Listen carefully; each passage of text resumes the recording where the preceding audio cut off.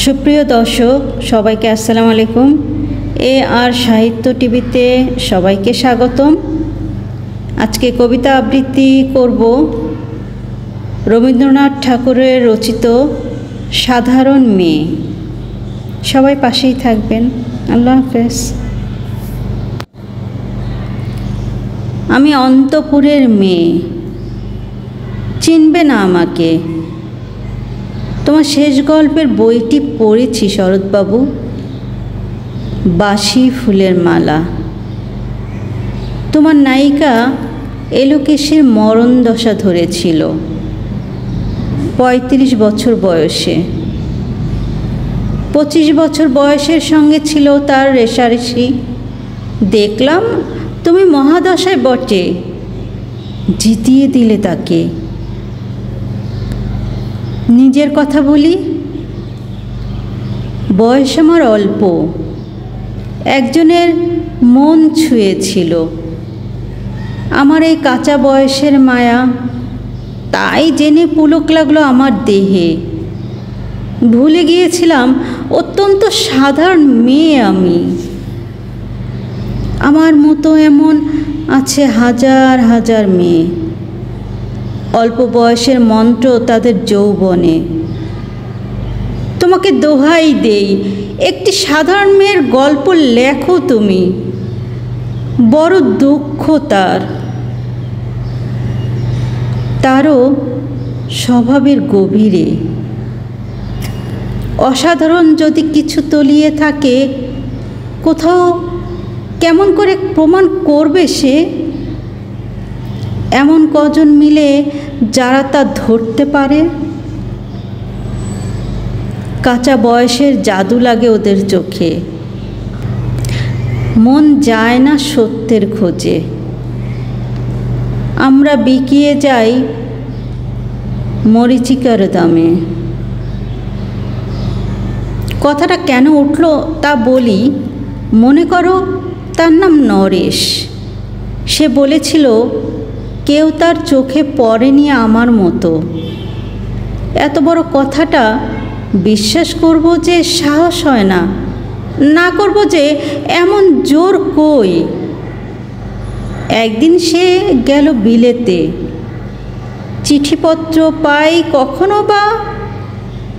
মনে মনে ভাবি রাম রাম, এত মেয়েও আছে সে দেশে, এত তাদের ঠেলাঠেলি ভিড়। আর তারা কি সবাই অসামান্য, এত বুদ্ধি, এত উজ্জ্বলতা। আর তারা সবাইকে আবিষ্কার করেছে এক নরেশ সেনকে। স্বদেশে যার পরিচয় চাপাচ্ছিল 10-এর মধ্যে। গেল মেল এর চিঠিতে লিখেছে লিজির সঙ্গে গিয়েছিল সমুদ্রে নাইতে। বাঙালি কবিতার কলম দিয়েছে তুলে। সেই যেখানে উর্বশী উঠেছে সমুদ্র থেকে, তারপরে বালির পরে বসলো পাশাপাশি।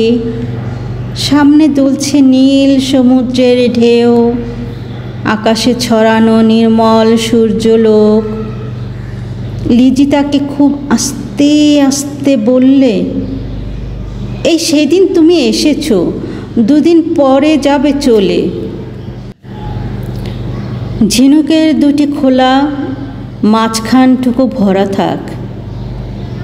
একটি নিরেট অশ্রুবিন্দু দিয়ে দুর্বল মূল্যহীন কথা বলবার কি অসামান্য ভঙ্গি। সেই সঙ্গে নরেশ লিখেছে, কথাগুলো যদি বানানো হয় দোষ কি, কিন্তু চমৎকার। হিরে বসানো সোনার ফুল কি সত্য, তবুও কি সত্য নয়? বুঝতেই পারছো। একটা তুলনার সংকেত ও চিঠিতে একটা অদৃশ্য কাটার মতো আমার বুকের কাছে বিধিয়ে দিয়ে জানায় আমি অত্যন্ত সাধারণ মেয়ে। মূল্যবানকে পুরো মূল্য চুকিয়ে দেই। এমন ধন নেই আমার হাতে ওগো না হয় তাই হলো, না হয় ঋণী রইলাম চিরজীবন। পায়ে পড়ি, তোমার একটা গল্প লেখো তুমি শরৎবাবু, নিতান্ত সাধারণ মেয়ের গল্প, যে দুর্ভাগিনীকে দূরের পাল্লা দিতে হয় অনন্ত ৫-৭ জন অসামান্য সঙ্গে, অর্থাৎ সপ্তরথিনীর মার। বুঝে নিয়েছি আমার কপাল ভেঙেছে, হার হয়েছে আমার, কিন্তু তুমি যার কথা লিখবে তাকে জিতিয়ে দিও আমার হয়ে। পড়তে পড়তে বুক যেন ওঠে ফুলে, ফুল চন্দন পড়ুক তোমার কলমের মুখে, তাকে নাম দিও মালতী।